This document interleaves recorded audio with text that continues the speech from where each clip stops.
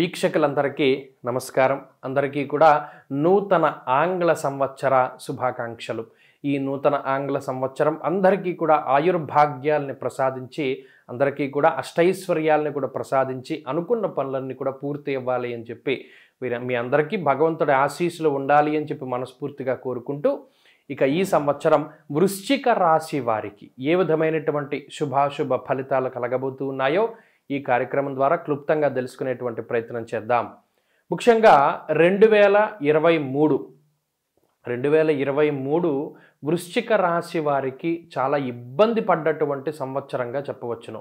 కేవలం గురువు యొక్క వక్రగతి ప్రారంభమైనటువంటి రోజు లగాయుతు మాత్రమే, అనగా సెప్టెంబరు, అక్టోబరు, నవంబరు, డిసెంబరు ఈ సంవత్సరం చివరిలో ఉన్నటువంటి 4 నెలలు కొంత ఆనందదాయకమైనటువంటి సమయం ఏమైనా ఈ రాశి వారు గడిపి ఉండొచ్చేమో కానీ, సెప్టెంబర్ వరకు కూడా ఈ 2023 గత సంవత్సరంలో చాలా ఇబ్బందులు ఎదుర్కొన్నటువంటి రాశుల్లో ప్రధానమైనటువంటి రాశి వృశ్చిక రాశి. ఎందుకంటే జనవరిలో శని మారిన లగాయతు, రాహు మార్పు వరకు అన్నీ కూడా చాలా ఇబ్బందికరమైనటువంటి పరిస్థితులే ఉన్నాయి.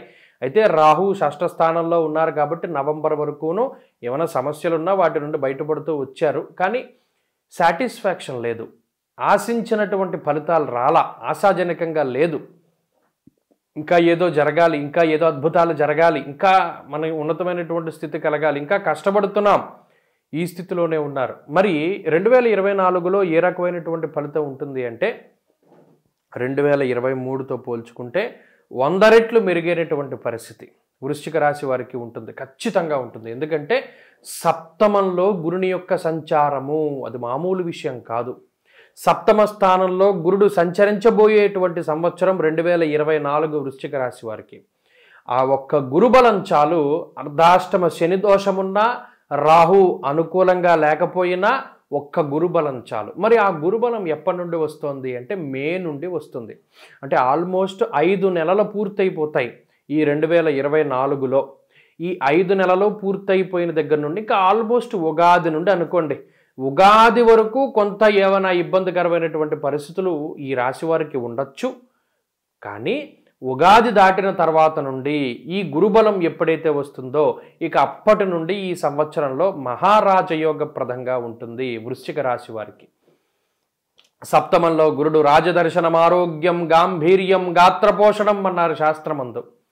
చూడండి, గాత్రపోషణం అంటే అసలు ఏదంటే అది ప్రజలు చేస్తారు, మీరు ఎలా చెప్తే అలా నడుచుకుంటారు. ఇప్పటివరకు కుటుంబ సభ్యులు కూడా మీ మాట విననటువంటి పరిస్థితి, మరి మీ ప్రజలందరూ కూడా మీ మాటని అలా వింటూ ఉంటారు అంటే అది ఎంత గొప్ప ఆకర్షణ శక్తిని కలగజేస్తుంది. ప్రత్యేకించి ఈ ఆకర్షణ ఎలక్ట్రానిక్ ప్రింట్ మీడియాల్లో ఉండేటువంటి వారికి, అలాగే రాజకీయాల్లో ఉండేటువంటి వారికి, సినిమా ఫీల్డ్లో ఉండేటువంటి వారికి, ఇలా జనాకర్షణ పొందేటువంటి రంగాలు ఏవైతే ఉన్నాయో, మార్కెటింగ్ కానీ ఇంకేది కానివ్వండి, వీరందరికీ కూడా విశేషమైనటువంటి లాభాన్ని కలగజేస్తుంది అనడంలో ఏమాత్రం అతిశయోక్తి లేదు.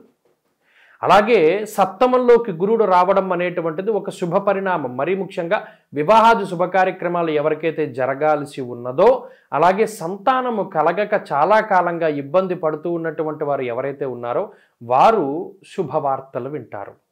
అలాగే దూర ప్రాంతాలు వెళ్ళాలి, విదేశాలకి వెళ్ళి చదువుకోవాలి, విదేశాల్లో ఉద్యోగం చేయాలి, లేదా చేస్తూ ఉండేటువంటి ఉద్యోగంలో డబ్బులు సరిపోవడం లేదు, కాంట్రాక్ట్ ఉద్యోగం పర్మనెంట్ అవ్వాలి, ఇటువంటి ఆశలు, ఇటువంటి కోరికలు ఎవరైతే వృశ్చిక రాశి వారికి ఉన్నాయో ఇవన్నీ కూడా సిద్ధించేటువంటి సంవత్సరంగా ఈ 2024ని చెప్పవచ్చును. ఒక గుర్తింపు లభిస్తుంది, ఒక ఆత్మవిశ్వాసం దొరుకుతుంది. ఎస్, ఈ పని నేను చేయగలను, ఈ సంవత్సరంలో నాకు ఇది మంచి జరిగింది, జరగబోతున్నది, ఆ పరిణామాలు ముందుగానే కనబడతాయి. అలా ఉత్సాహం కనబడుతూ ఉంటుంది, ఆత్మస్థైర్యం కనబడుతూ ఉంటుంది. ఎప్పుడూ మీకు సహాయ సహకారాలు అందించని, మీకు వ్యతిరేకంగా మాట్లాడేటువంటి వ్యక్తులు, శక్తులు వీరందరూ కూడా మీకు అనుకూలంగా మారేటువంటి పరిస్థితులు, మీ మాటను విని మీరు చెప్పినటువంటి విధానంలోనే ముందుకు వెళ్ళేటువంటి పరిస్థితులు ఇవన్నీ కూడా వృశ్చిక రాశి వారిలో ప్రధానంగా కనబడుతూ ఉన్నాయి. మీ ఆలోచనలు, అలాగే మీ యొక్క ఆలోచనకి తగ్గట్టుగా మీరు చేసేటువంటి ప్రక్రియలు ఇవన్నీ కూడా అత్యద్భుతమైనటువంటి ఫలితాన్ని ఖచ్చితంగా ఇస్తాయి. మంచి ఉన్నతమైనటువంటి పదవి, మంచి గుర్తింపు, మంచి ఐశ్వర్యాన్ని పొందేటువంటి విధంగా వృశ్చిక రాశి వారికి ఈ సంవత్సరం ఉంటుంది. మరి అదేంటండి, అర్ధాష్టమ శని దోషం కూడా ఉంది కదండి అంటే ఉంది, లేకపోలేదు. అర్ధాష్టమ శని దోషం ఏ విధంగా ఇబ్బంది పెడుతుంది? అర్ధాష్టమం అంటే 4. బంధుభావము, బంధుభావేన బంధుశ్చ గృహం మాతృబలం సుఖం వాహనం హృదయం భోజ్యం మానసం శయనం వదేత్. మరి అది కీలకమైనటువంటి స్థానమే. అందులో శని సంచారం చేయడం వల్ల ఏమవుతుందయ్యా అంటే వాతశూలం మనక్లేశం భయం స్వస్థానః నికృత్. వాతశూలము అంటే ఈ వాతానికి అంటే శరీరం వాత పిత్త శ్లేష్మాలకి సంబంధించినటువంటి మిశ్రమం.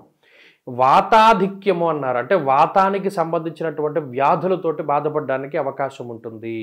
అలాగే ఈ చతుర్థ స్థానంలో శని ఎప్పుడైతే సంచారం చేస్తున్నారో ఇల్లు కట్టుకోవాలి అనేటువంటి ఆలోచనలో ఉండేటువంటి వారికి రకరకాలైనటువంటి ఇబ్బందుల్ని గురి చేస్తూ ఉంటారు.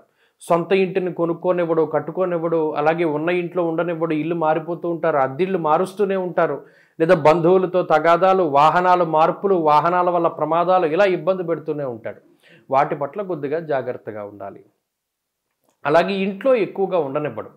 శనేశ్వరుడు ఎప్పుడు ఏం చేస్తారయ్యా అంటే బయట ప్రదేశాలకి వెళ్ళడానికి ఎక్కువ అవకాశాన్ని కల్పిస్తారు. అంటే ఇంట్లో ఉండకుండా బయట తిరుగుతూ ఉండడము, బయట భోజనము, బయట నిద్ర, ఇటువంటివన్నీ కూడా ఎక్కువగా చేయిస్తూ ఉంటారు. అది ఒక విషయంలో జాగ్రత్త పడాలి. అంటే శరీరం ఎక్కువగా అలసిపోయేటువంటి స్థితికి కారణం. ఇక పంచమ స్థానంలో రాహు ఉన్నారు. పంచమంలో రాహు నాస్తికత్వానికి కారణమవుతారు.